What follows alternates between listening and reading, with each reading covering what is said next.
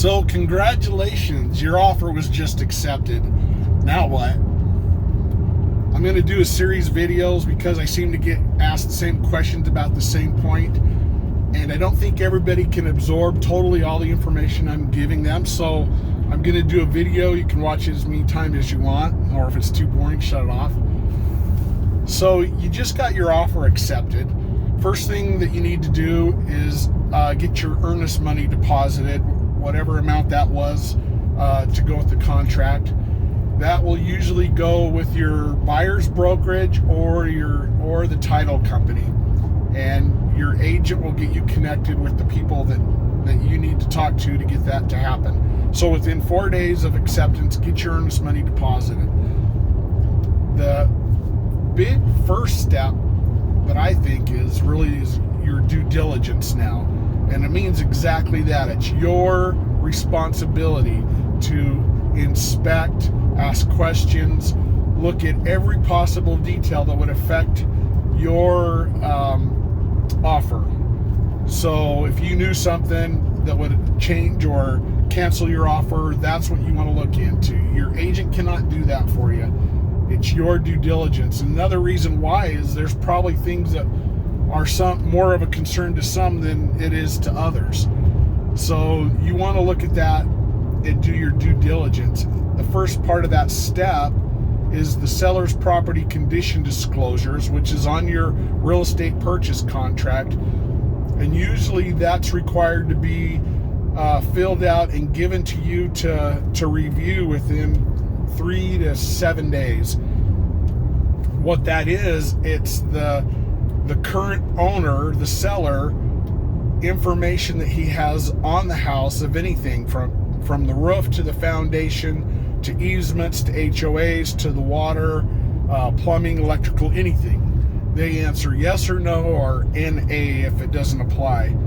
If they had a leak on the house, they say yes, we had a leak, we fixed it in 2006, hasn't leaked since. That's the kind of stuff that we're looking for. So we take all of that information, and then within the first 2 weeks or 10 days of the contract is you want to get your home inspection, and that's part of your due diligence.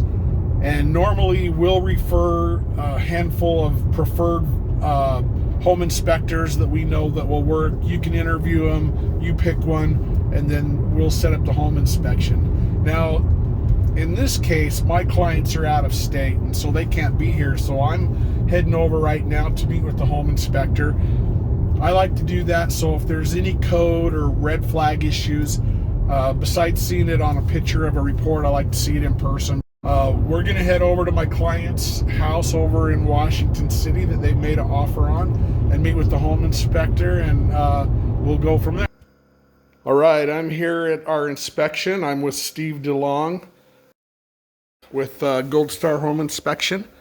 And Steve, just wanted to maybe give us a quick rundown of your company, what you do, what you look for, how long you've been in business. Okay, so I am Steve DeLong, and I've been in business 22 years, going on 23. I am a certified master inspector. I'm a member of NASHI, and I'm also a member affiliate of the Realty Board of Washington County. I've done several different types of inspections, but real estate home inspection is my number one job. And basically what we do is we enter the house, we touch everything, we move every switch, test every plug, test every door and window. We turn on the heating, the air conditioning system, we check fireplaces and make sure that everything's sound that way. We check for cracks in the floor and leaks in the pipes. And we crawl up in the attic and we inspect the attic for how much insulation is in the attic and how the structure is built. A lot of structures are built different ways, so we report on that. Then after we're done with the inside, checking the heating and the air conditioning, we go outside and walk around the outside and check the structure on the outside, the HVAC cooling unit, and then basically just the condition of the yard. Is the wall leaning? Are the sprinkling systems working? In as much as, is there any real dry spots or any dead plants, things like that. And then we go on the roof with a drone and we inspect the roof with a drone. We fly the drone over the top of the roof and take digital photographs of everything that we found as we've done the inspection and report that on a 15-page report. And that's delivered, generally speaking, the day of the inspection. And if you don't receive it, we always recommend that you give us a call and make sure that it got to the proper address and such. So we do ancillary inspections also. We do radon inspection, and it's a separate inspection a la carte. We do mold inspections a la carte. We do methamphetamine inspections a la carte, and we do termite inspections. I'm a licensed FHA-VA termite inspector, and as such, that requires a certain technique and a certain amount of things that you look at to prove that there are or are not termites present. We do have termites in southern Utah. We have both kinds, subterranean and drywood termites, and it can get to be very costly. Generally it's not, but it can get to be very costly if it's let go very long. So it's my recommendation that we have a home inspection on every home, and that we do a termite inspection on every home. And again, there's no law in Utah that requires your termite inspection, but you can have one if you would like.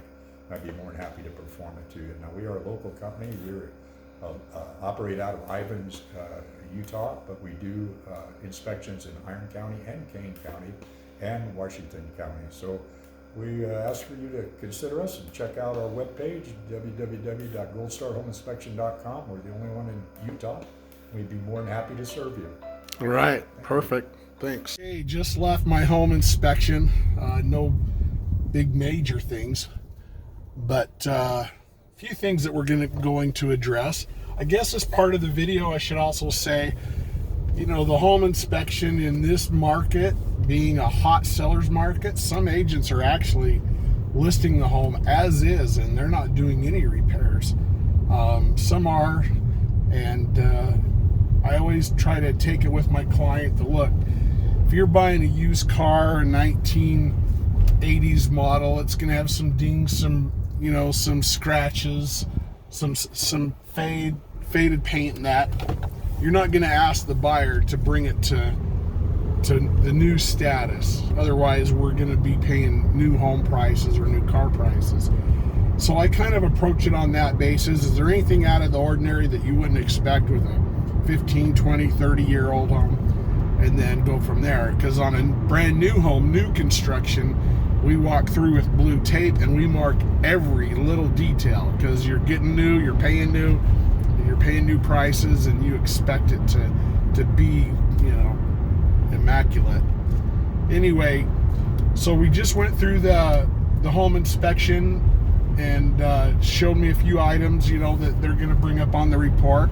I'll wait till later today when I get the report, and then it will be mailed first to my buyer, and then we'll go over any details that we think that we need to address. This is still within our due diligence period timeline.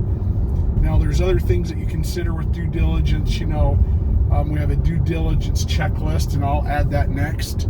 It's a broader kind of a checklist of all things to consider. And like I said, not everything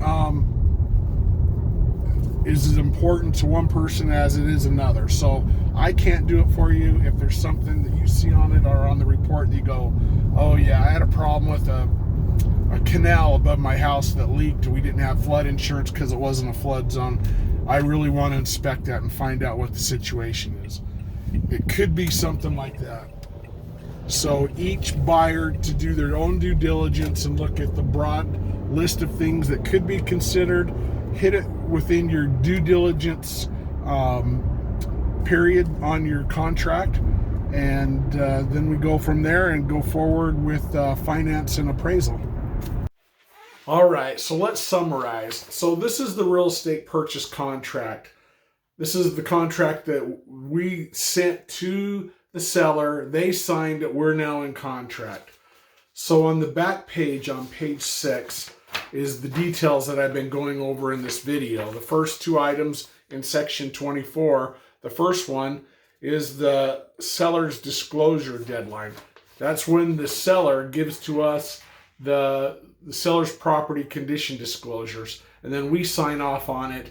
We've reviewed it, we've read it, and then the next one is B, is our due diligence deadline, and that's normally 10 to 14 days from the day that we start the contract. We have to have a deadline because we won't ever close a deal if someone just keeps extending it doesn't close. So we have these dates for both parties to agree on, and then there's got to be cutoff dates. So that's our due diligence deadline. Like I said, it's usually 10 to 14 days out from the acceptance of the contract. And after that, what we're going to cover in the next videos is the financing and appraisal deadline, and then also settlement. So again, congratulations, you're in contract. Make sure you follow up on these deadlines, do your part to do your due diligence, and check every detail that could be a concern to you on your obligation and concerns of buying the house. And we'll go from there. See ya.